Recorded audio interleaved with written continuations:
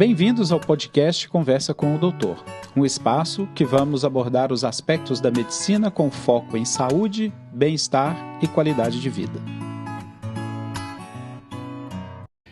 Olá e sejam bem-vindos ao podcast Conversa com o Doutor. Nosso canal tem o objetivo de trazer informações em saúde, sérias, detalhadas, lastreadas em informações cientificamente validadas, para que você possa utilizá-la no seu dia a dia, utilizar para você ter uma melhor saúde, uma qualidade de vida adequada e, assim, evitar problemas no seu futuro. Eu sou o Dr. Gilmar Reis, médico cardiologista, professor e pesquisador há mais de 30 anos, exercendo a minha profissão com muito carinho e amor para você. Esse canal ele faz parte de uma série de outros produtos que nós temos, que estão no YouTube, no Instagram e no TikTok. Nós temos podcasts, um diário, outro semanal, que é o Conversa com o Doutor, e temos também os vídeos educativos e também a nossa live, toda quarta-feira de 19h30 às 20h30. E você já está convidado para estar lá conosco, conversando um pouco sobre saúde ao vivo, onde eu posso, inclusive, responder perguntas de todos que estão nos acompanhando. Estão todos convidados a estarem lá. Se gostarem, por favor, dê uma curtida. Se você gostou do nosso canal, siga, ative a notificação e nós esperamos muito de você, as suas críticas e sugestões. Afinal de contas, é um conteúdo que ele é feito para você. Então vamos lá. Hoje nós vamos no nosso 8º episódio do nosso podcast Conversa com o Doutor, onde nós estamos abordando, na verdade, os ritmos da vida. Harmonize a sua saúde com o seu coração. Esta é uma série de episódios onde nós vamos falar sobre os fatores de risco cardiovasculares e vamos entrar a fundo na história desses fatores de risco, na fisiologia e fisiopatologia desses problemas, de como fazer o diagnóstico e como fazer a abordagem visando trazer o melhor da medicina para você. Então, hoje no nosso 8º episódio, nós estamos agora desvendando como ocorre a elevação da glicose no diabetes. Como eu disse no podcast anterior, diabetes não é uma doença única, mas é um conjunto de alterações metabólicas que vão alterando a fisiologia do seu organismo, levando, em última análise, ao aumento da glicemia. É um marcador importante de todas essas alterações metabólicas. Esse aumento da glicemia resulta de defeitos na ação da insulina, na secreção de insulina ou em ambas as situações. Mas como que essas questões ocorrem, né? No nosso metabolismo, considerado metabolismo normal, nós temos um conjunto de reações químicas, um conjunto de vias bioquímicas que ocorrem no nosso organismo para manter o nosso equilíbrio energético, gerando energia e oxigênio para que nós possamos desempenhar as nossas atividades. Nós fomos desenvolvidos embriologicamente ao longo dos milênios para poupar energia se a energia está em grande quantidade, porque em outras situações pode ser que eu não tenha energia suficiente e aí ter estocado essa energia no nosso corpo faz a diferença.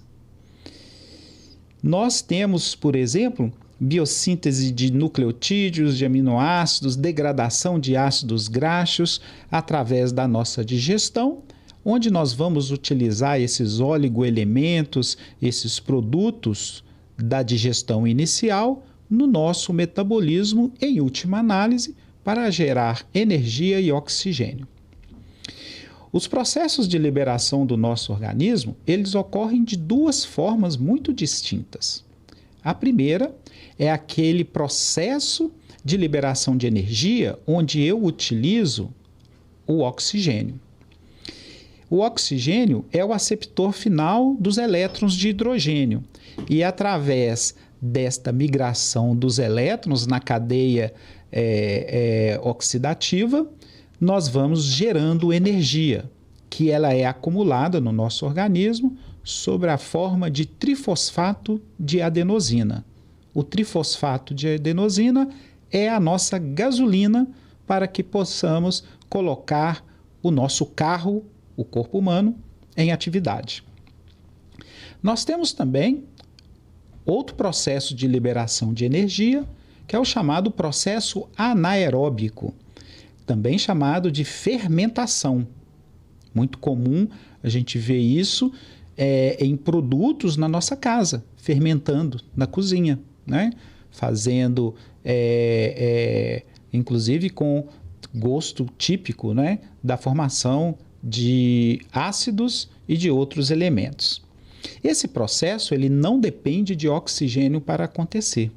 Os aceptores finais desses elétrons dependem do tipo de fermentação.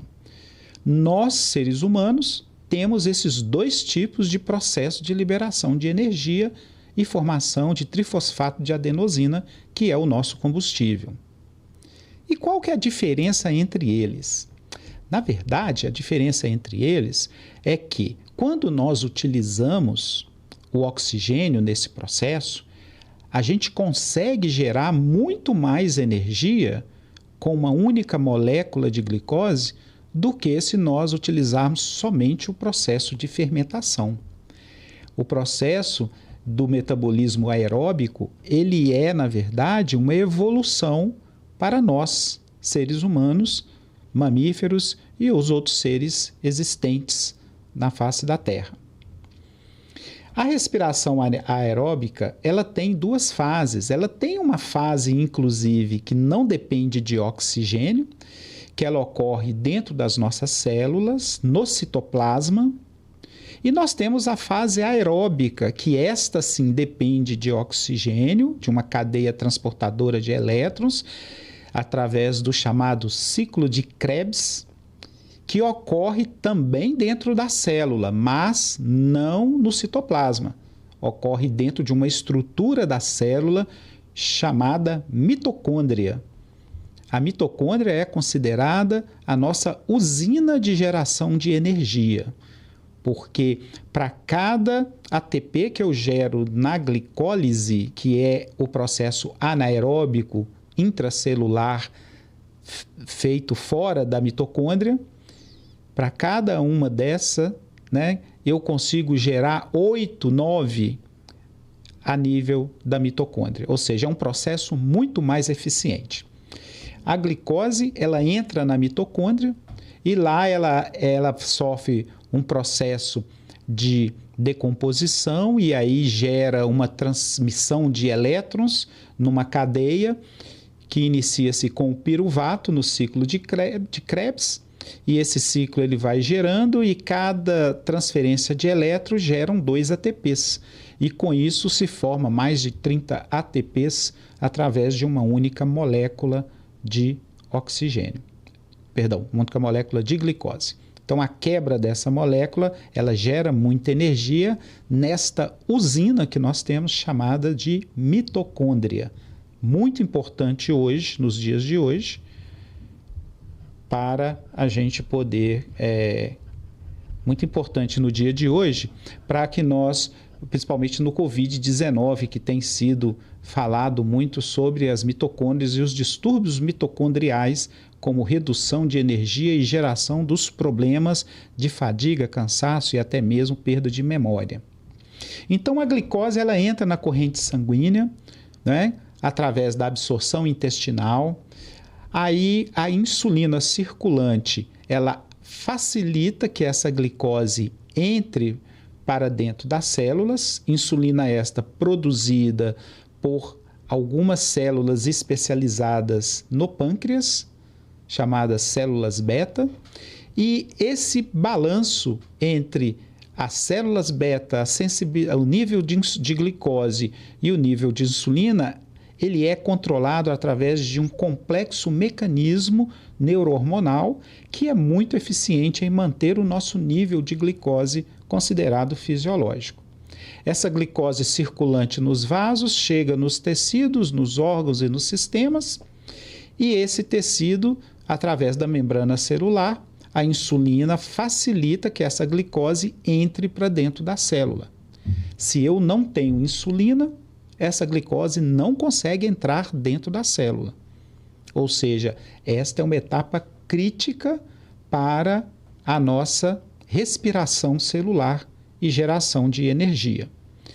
Nós temos, por exemplo, o cérebro, que ele utiliza a glicose, né? Ele não consegue armazenar a glicose. Nós temos outros órgãos que conseguem fazer o armazenamento da glicose, né? E isso também é muito importante porque o cérebro ele depende da glicose chegar nele para que ele se torne ativo. Por isso que a hipoglicemia ela é muito importante, porque a hipoglicemia ela leva a um dano cerebral, né, a alterações cerebrais agudas que, se não revertidas e agravadas, podem inclusive gerar a dano cerebral permanente. No diabetes do tipo 1, nós temos um grande problema, porque neste tipo de diabetes eu tenho uma destruição das células beta, destruição quase que completa, e eu não tenho insulina circulante para que eu possa pegar a glicose e jogá-la para dentro da célula.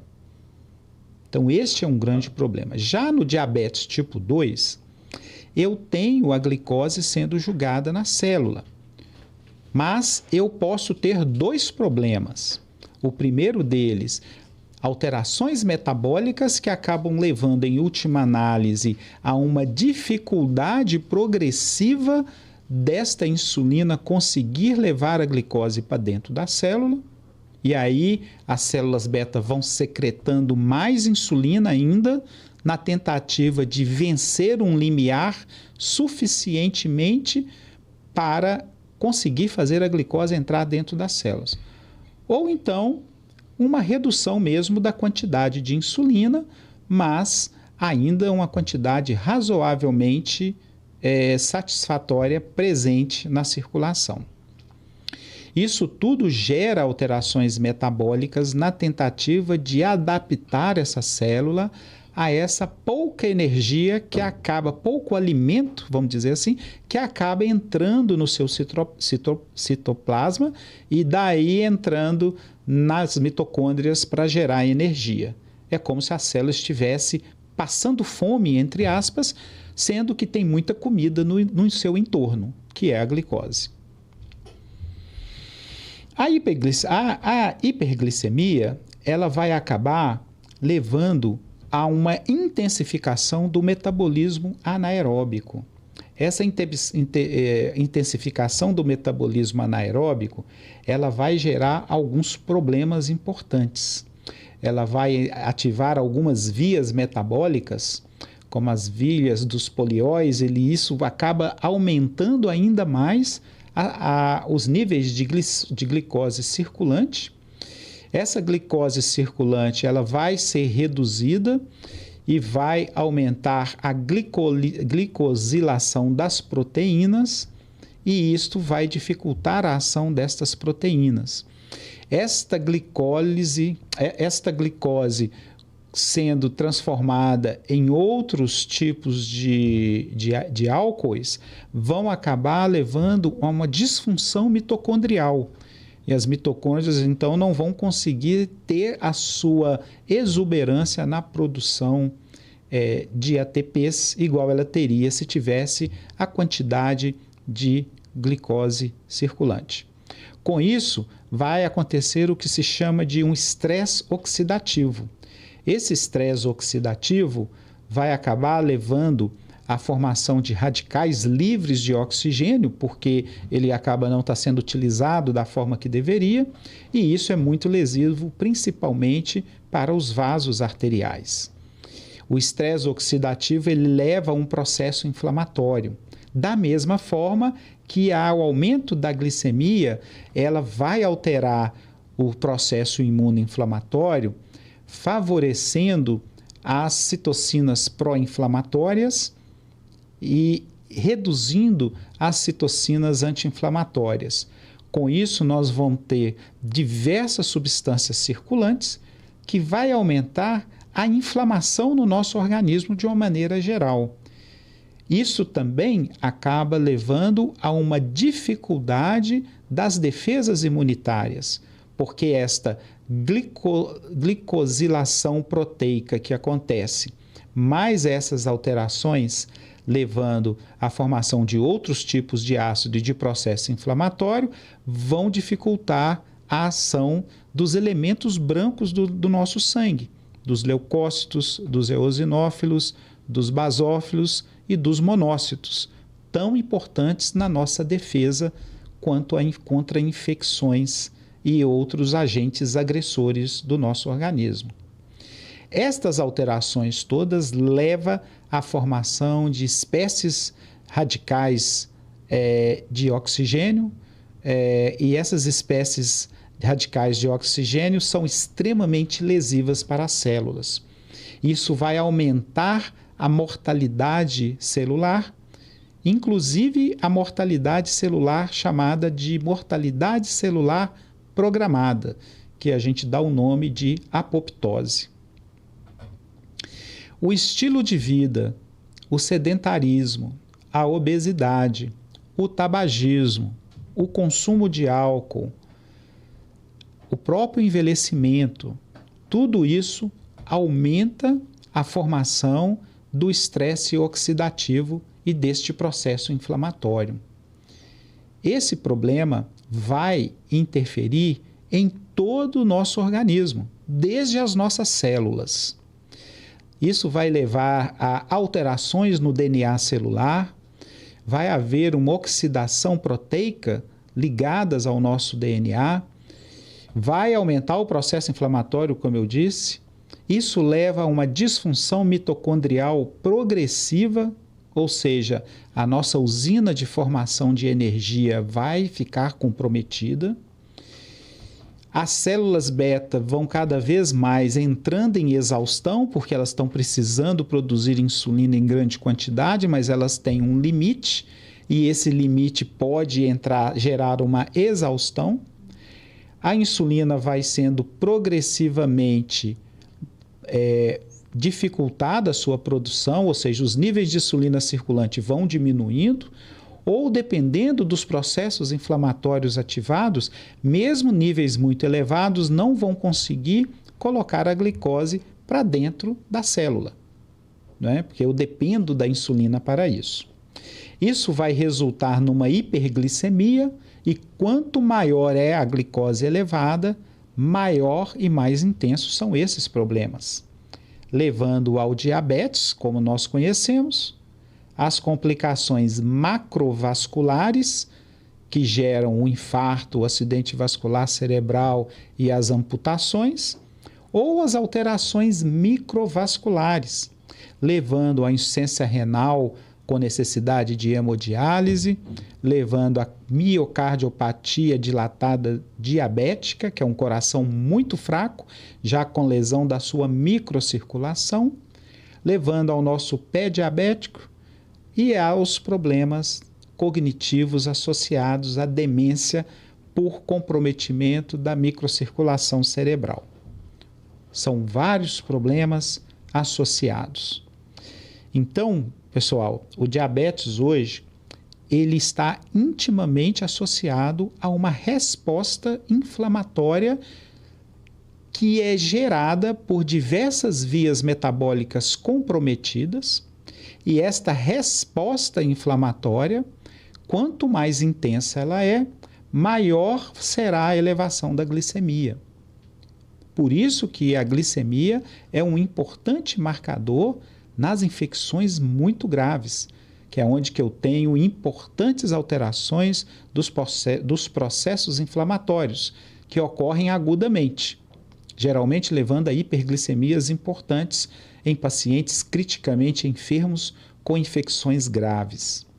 Mas no diabetes crônico, ainda assintomático, esse processo já está também muito avançado e levando progressivamente a estes problemas.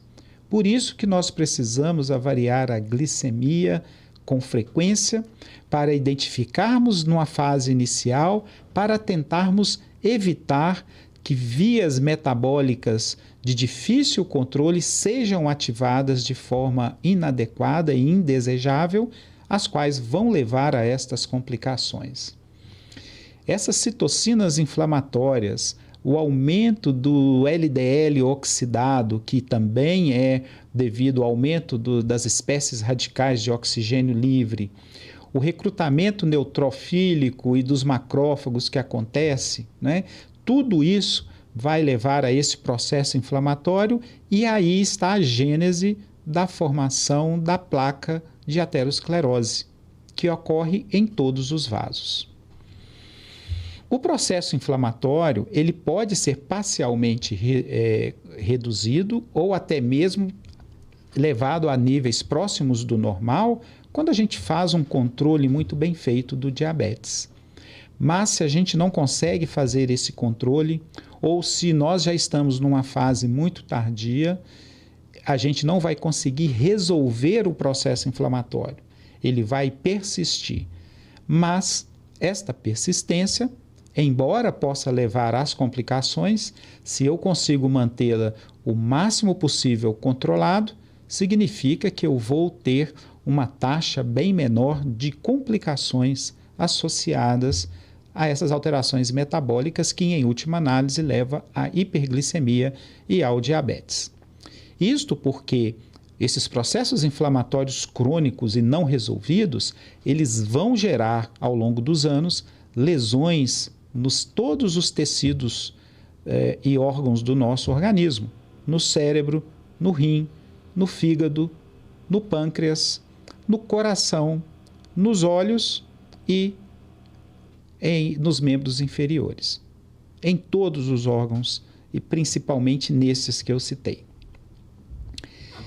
Portanto, o diabetes hoje ele é considerado uma doença multifatorial com vários agentes causais, várias etiologias, de uma fisiologia, melhor dizendo, uma fisiopatologia muito complexa que leva, em última análise, a um processo inflamatório importante no nosso organismo, crônico, persistente, muitas vezes desencadeado por questões genéticas, mas principalmente por dois fatores que são absolutamente modificáveis. Primeiro, são os estilos de vida que nós seguimos. E o outro são fatores ambientais, muitos deles passíveis da gente controlar, outros, infelizmente, a gente não tem como controlar. Não poderia finalizar falando da fisiopatologia do diabetes sem falar para vocês a importância do nosso tubo digestivo nessa história. O tubo digestivo é o nosso órgão que tem um contato intenso com inúmeros alergênicos, com bactérias, fungos, agentes inclusive que podem causar muito mal a nós, toxinas, até mesmo venenos. O nosso tubo digestivo, ele metaboliza estas substâncias que nós ingerimos e parte delas eles eliminam através das fezes e a outra parte é absorvida para gerar energia para nós, gerar-nos as vitaminas, os sais minerais e tudo que nós precisamos para poder receber de alimento, para poder manter o nosso organismo funcionando. Como ele tem um contato com o meio externo e a proliferação bacteriana no nosso tubo digestivo ela é gigantesca, ele possui um intrincado mecanismo de defesa imunitária. Talvez um dos principais e mais exuberantes mecanismos de defesa imunitária que existem em um sistema, é o que existe no nosso sistema digestivo. Ele tem uma microbiota, que é a flora bacteriana e fúngica dentro do tubo digestivo, que, a depender da sua composição e da sua interrelação, podem gerar diversos mediadores pró-inflamatórios. E isto tudo vai afetar o nosso metabolismo. Daí a importância de nós termos uma dieta equilibrada, saudável, para nós mantermos esta chamada microbiota, que é a população de bactérias e fungos, né, que vivem no nosso no tubo digestivo, que ela seja uma microbiota considerada saudável, atuando em simbiose com o nosso organismo, favorecendo as nossas atividades e a nossa absorção de alimentos. Quando isso altera, muito em detrimento dos nossos estilos de vida e alimentação, eu acabo provocando profundas alterações nessa microbiota. E essas bactérias agora, que eram até então chamadas de bactérias do bem, vão ser substituídas, vai haver uma repopulação bacteriana e fúngica com uma microbiota considerada microbiota do mal. Em vez dela nos ajudar, ela vai nos prejudicar. E a isso a gente dá o nome de disbiose intestinal, que é hoje um componente muito importante de diversas doenças crônicas, notadamente o diabetes. O nosso epitélio do tubo digestivo, ele vai ter uma dificuldade muito grande de exercer a sua função diante de uma microbiota que não é adequada para que potencialize os seus mecanismos absortivos. Nós vamos ter um aumento da permeabilidade do nosso tubo digestivo, absorvendo substâncias que não são desejáveis. Essas substâncias vão ativar intensamente o processo inflamatório, não somente do tubo digestivo a nível local, mas, ao circular sistemicamente, vão ativar processos inflamatórios e potencializá-los. A produção de lipopolissacáride, principalmente decorrente de bactérias do mal, vamos dizer assim, essa produção ela é muito aumentada e vai gerar um aumento dos processos inflamatórios, liberação de citocinas, potencializando uma resposta inflamatória, que vai alterar várias vias metabólicas do nosso organismo, algumas dessas alterações de forma permanente, levando assim a uma elevação da glicose e, consequentemente, o diabetes. Quando isso acontece na criança, muitas vezes também associadas a algumas viroses, eu posso comprometer de forma indelével várias células da defesa do nosso organismo e, inclusive, comprometer as células beta e levando uma destruição através de uma reação autoimune que pode acontecer.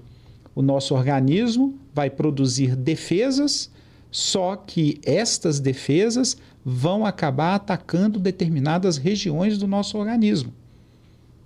Porque o anticorpo que é produzido para combater determinadas bactérias pode parecer com pequenos segmentos da membrana celular de células. Isso acontece no coração, isso acontece na nossa tireoide, isso acontece no pulmão e também pode acontecer nas células beta do pâncreas, levando à destruição das mesmas, e aí nós não vamos mais ter produção de insulina porque as células morreram. E aí se forma o diabetes do tipo 1, através de uma autoimunidade produzida pelos nossos linfócitos tipo B, e esses anticorpos vão acabar agredindo de forma importante e permanente essas células. Outro ponto importante também é o papel da hiperglicemia que vai interferir em vários outros órgãos e sistemas.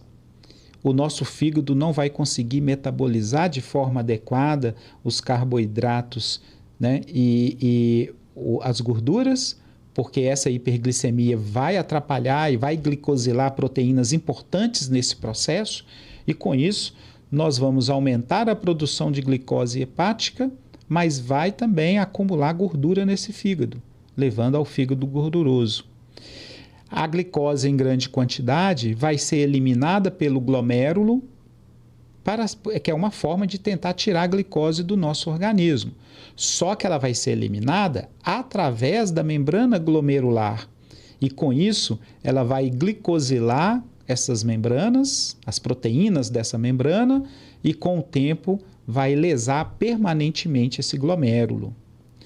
A questão da microbiota e dos processos inflamatórios podem também ativar problemas no nosso cérebro, levando à glicosilação e uma dificuldade da utilização de energia pelas mitocôndrias dos nossos neurônios, e com isso levar a uma alteração progressiva, podendo chegar inclusive à demência. Em relação ao coração, esse estresse oxidativo vai impedir os cardiomiócitos, que são as células cardíacas, de exercer a sua função contrátil da maneira correta. Essa glicosilação vai levar a um aumento do processo inflamatório local, que vai aumentar a matriz extracelular, que é o que existe no entorno dos cardiomiócitos.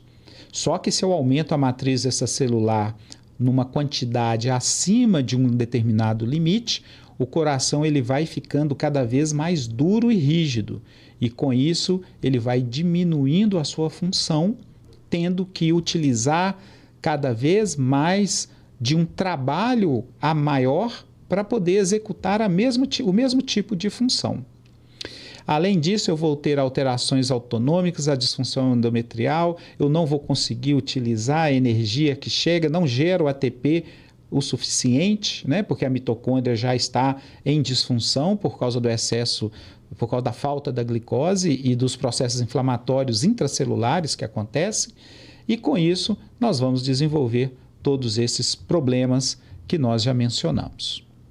Bom, pessoal, esta é a fisiopatologia do diabetes, intimamente relacionada aos processos imunoinflamatórios de todos os nossos órgãos e sistemas, os quais são amplificados de uma forma descomunal, levando a um descontrole permanente do equilíbrio inflamatório do nosso organismo, culminando a médio e longo prazo com as complicações decorrentes desta doença. Eu sou o Dr. Gilmar Reis, finalizando hoje mais um episódio do Conversa com o Doutor.